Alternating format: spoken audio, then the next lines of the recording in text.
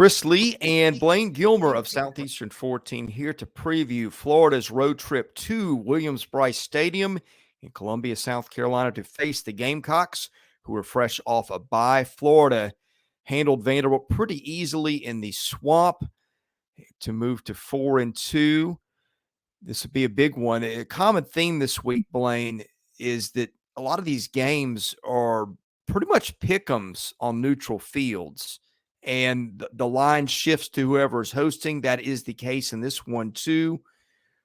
South Carolina is about a 2.5-point favorite over South Carolina, depending on where you check. Over-under of 53.5. That makes for a predicted final score of 28-26.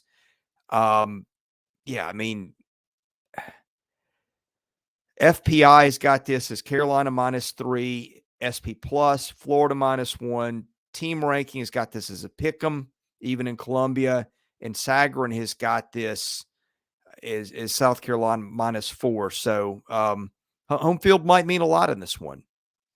Yeah, when you're talking about, if the line is 2.5, a lot of times you get 3 points, so they may even favor Florida a little bit as the better team. Vegas might, but the home field advantage baked in may help South Carolina on the line there. So we'll see what ends up coming to fruition. We're going to break all that down. But, Chris, I'm going to label this one as the keep me off the hot seat bowl, because Napier and Beamer, I'm not saying either one of them are going to get fired after this year, but that seat is going to start to get a little warm with the fans and people around that program getting a little antsy. You lose this game, because at home for South Carolina, a game that, hey, Kentucky dominated Florida.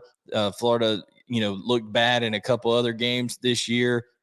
You really need to take care of business at home. And then if you're Florida, this program expects year in and year out to beat programs like South Carolina, to beat programs like Kentucky, to beat all of these and you beat Tennessee soundly at home. So the inconsistent play, I just think both of these coaches really badly need this victory coming in here just for the trajectory of their program. And I'm excited to dive into the matchup. All right, let's talk about when Florida's got the ball first against South Carolina. And by the way, strength of schedule, something that we don't mention often. Florida 53, according to ESPN FPI. South Carolina, the numbers aren't always pretty, but the Gamecocks have played the second toughest schedule in the country so far. So keep that in mind. Florida is scoring 27.2 a game and averaging 6.2 yards per play. That is exactly what Carolina is giving up per play, and the Gamecocks giving up 29.4 points. Florida on run plays, which it does 49% of the time, 5.3 yards per rushing play, and two good backs in Montrell Johnson and Trevor Etienne, who I presume will be back this week. Missed the Vandy game. I guess we'll see. Passing plays, Graham Mertz and the Gators averaging 7.1 per passing play. The Gamecocks giving up 7.7 per passing play, which is pretty bad. Florida turning it over 1.5% of the time. The Gamecocks forcing turnovers 1.9% of the time. I think Florida has found some balance through that rushing attack. And Mertz, although he's not spectacular, has been pretty accurate through the air. I think that completion percentage somewhere north of 70%, if memory serves me. I think Florida can maybe dink and dunk and run with those two backs and keep Carolina on its heels. At least that's what it's going to try to do. It has done that to perfection this year in a lot of ways, and we'll get to the other side of the ball later. But what I'm getting at with that is Florida's defense is only on the field for 53 snaps a game. And so Florida may be trying to play some defense with his offense in this one, given what Spencer Rattler can do on the other side. But the Gamecocks haven't been very good defensively, and we'll learn a little bit more about how good Florida is offensively, and that's varied week to week. Yeah, and, it's based on health as well, right? With Florida, Kinsley Aguakong has been in and out of the lineup all year. He missed the last game. Austin Barber missed the last game. You mentioned Etienne missed the last game. And, Chris, also another thing, I've got it right here in the graphic. Can the Gators run on the road? They've went on the road to Utah this year and got 31 yards rushing in that game. They went on the road to Kentucky, got 69 yards rushing in that game. And now they go on the road to Columbia, South Carolina in a 3:30 game. that, will be a rocking environment, sandstorm, all that stuff going on. And it's going to be interesting to see. Now, in terms of South Carolina, stopping the run, they haven't been the best in the world. Their stuff rate, meaning, a defensive stuff rate is when you stop a team either at or behind the line of scrimmage, and only 16.1%. That's not the greatest in the world on that. And the defensive line yards, meaning how much you allow an offensive line to kind of move you, and what the opposing offensive line is responsible for in terms of the yardage against you. 3 yards a clip against South Carolina, and the Gators are really, really good in that category. 3.25 line yards every time for Florida offensively. So if they can get that movement going and get those two backs, as you mentioned, Johnson and Etienne early, that of course makes Graham Mertz that much better. He's been far superior than I think any of us thought that he would be coming into this year, even with a lack of explosiveness of weapons on the outside around him. I will say this, Chris, I've rewatched, preparing for matchups the last week. I rewatched that Kentucky and Florida game. There were opportunities for Florida to hit some big plays down the field. They just didn't connect on them in those first few drives. We'll see how South Carolina does limiting those. They have some good DBs with Amenwari and guys like that back there. And of course, they had a bye week, so we'll see. They've had 2 weeks to prepare, and to have Florida coming in at home, but definitely that defensive front has to do better limiting the run. And can Florida, for some reason, like I said, that run game hasn't traveled. Will it travel to Columbia, South Carolina, and will those guys be healthy on the offensive line for Florida? When the Gamecocks have the ball, it has been the Spencer Rattler and Xavier Legette show. Carolina really struggles to run the ball, and the offensive line has struggled to block anybody and everybody. The Gamecocks have given up 23 sacks this year. Florida's only had 9, but you've seen teams that don't really excel at rushing the passer, and I think in North Carolina, at least it wasn't coming into the year, just tee off on the line, which it's gotten better, but Georgia, I think, exposed it too. Tennessee got a pick 6 last time Carolina had a game. So I'm looking forward to that matchup between Legette, who's been just playing like a house on fire most of the years, and Jason Marshall Jr., their cornerback, who's a potential round 1, round 2 pick. That'll be fun to watch. The numbers here, Florida giving up 16.8 points a game, which is very good. Carolina scoring 27 even. The Gamecocks are throwing it 59% of the time, 7.2 per pass play. Florida giving up 5.8. And Florida really more vulnerable against the run, giving up 5 yards a running play. But as we said, Carolina not a very good running team, 4.1 per running play. I think the secret here is to attack Florida. Not the secret. I think if Carolina is playing to its strength, it's going to attack Florida to the air. But the Gators are a lot better there than a lot of teams that the Gamecocks will face in terms of pass defense. Yeah, they are. They are now in terms of Spencer Rattler, like you've mentioned, he's played really well this year. I mean, he's just been excellent in terms of creating things, even with injuries in front of him, stuff like that. One thing I'm looking at, Chris, is do they possibly get Ja'Kai Moore back, offensive lineman with a shoulder injury? He's been injured. Does the bye week help him? Does he get back for this game?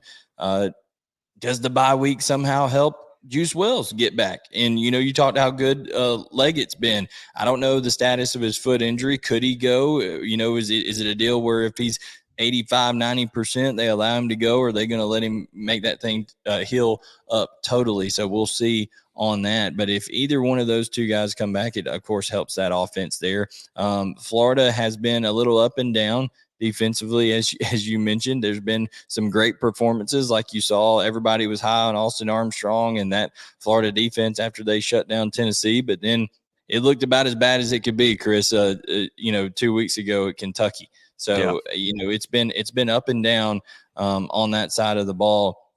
I will say this: South Carolina, for as good as Spencer Rattler has been, and I think he's been one of the most valuable players in the country to his team, their offensive PPA, predicted points added on a per play basis, is only .220. Chris, the average in the league is .99. So they're far below average in terms of predicted points added. And their offensive line yards, in terms of the movement their offensive line get, averaging well under 3 yards. It's 2.71. So not a whole lot of push up front. And like I said, they've been hammered with some injuries over there already. Now, Florida defensively, Chris, like I said, it's been up and down. They haven't been able to, sustain being able to really get up key stops when they've needed to at times, particularly in that Kentucky game when they had opportunities to get back in that game, couldn't get off the field on third down, and also gave up way too many explosive plays. However, when teams are on drives against Florida, 25 scoring opportunities, meaning teams have been inside their 40-yard line 25 times, and they're only allowing 3.2 points per possession on those drives. So they are limiting teams from scoring touchdowns and holding them to field goals. That's something that can be crucial on the road. When you get that sandstorm crowd and get that going, if South Carolina has some success in the red zone early, things could snowball on Florida, but they've done a good job of kind of limiting that a little bit. So they're going to have to do that on the road, and we'll see how much pressure they can get on South Carolina as well. Their havoc rate, not the highest in the world, only 18.03% of snaps is Florida creating havoc. And that was something that they were really looking as a positive going into that Kentucky game, but it's kind of fallen off a little bit with these last two games. Couple other things to consider in terms of discipline and special teams. Not a huge edge for either team here. Florida getting penalized 47 yards a game. The Gamecocks 48. Special teams, according to FP Plus, Florida 26 ranked in the country. Carolina 33, which is way down from what Carolina has been. I think Kai Kroger maybe hasn't been quite as good as he's been in the past, which might account for some of that. But anyway, Blayne, when I look at this, couple things stand out. You mentioned Florida's stops and things like that in the red zone. They're not getting turnovers. 0.6% of snaps is the rate at which Florida forces turnovers. 2 turnovers all year. Maybe that's just a fluke. Maybe that says, hey, that defense is pretty good to be able to get stops at the rate it does without them. But you kind of need to force 1 or 2 on the road. Columbia is a brutally tough place to play. Those fans will be fired up. And one other big stat, and this might be the most important stat of the game, is Billy Napier, I think, has won 1 road game at Florida. Now, in the Swamp, they've been pretty hard to knock off. I think he's only lost twice, but on the road, it's been a different story. This one in Columbia, Gamecocks with a couple weeks to prepare. I'm taking South Carolina. Yeah. I tell you what, I'm torn on this one, Chris. I'm torn because I just feel like it's kind of a war of attrition at this point in the year with the SEC, particularly with some teams that are struggling with depth in certain positions. And you're talking about South Carolina. Does Ja'Kai Moore come back? They've already lost a couple offensive linemen for the year. Does a Casey Henry? He's probably not available yet, and he was a guy that was, starting off the year for him. I just don't know that they're going to be able to protect Spencer Rattler. Now I will say this, and this is, now that I'm thinking about it, is going to shape my pick here, Chris. You know what this month is? It's Cocktober. Okay? Right. And the Gamecocks play absolutely out of their mind in October. So for that reason alone, I think in a tremendous home field environment, and the fact that Florida, for some reason, has not been able to bring that powerful running game that they showed at home in the Swamp on the road to Utah, and they haven't been able to bring it on the road when they went to Kentucky. Now, South Carolina's defense is nowhere near Kentucky's or Utah's. I will give you that. But there's something about, you mentioned the road, Billy Napier's record on the road, and then not being able to run the football well on the road. I'm going to go with the Gamecocks in a close one. But I'll say this. If Florida is able to run the ball a little bit, then both of our picks are going to be wrong, because I don't see South Carolina being able to, consistently get the stops they need if Billy Napier's got that run game cooking. But I'm going to go with Cocktober. I'm going to go with my gut feeling and say South Carolina wins this game in a close one at home. I'm going to go with what we have for now and go with the Gamecocks. We are predicting every single SEC game for this season involving FBS teams. Best way to get those is to hit that subscribe button, hit the like button. That helps us out. Also, for Blayne Gilmer, I'm Chris Lee. We are Southeastern 14. Thanks for watching. We'll see you again soon.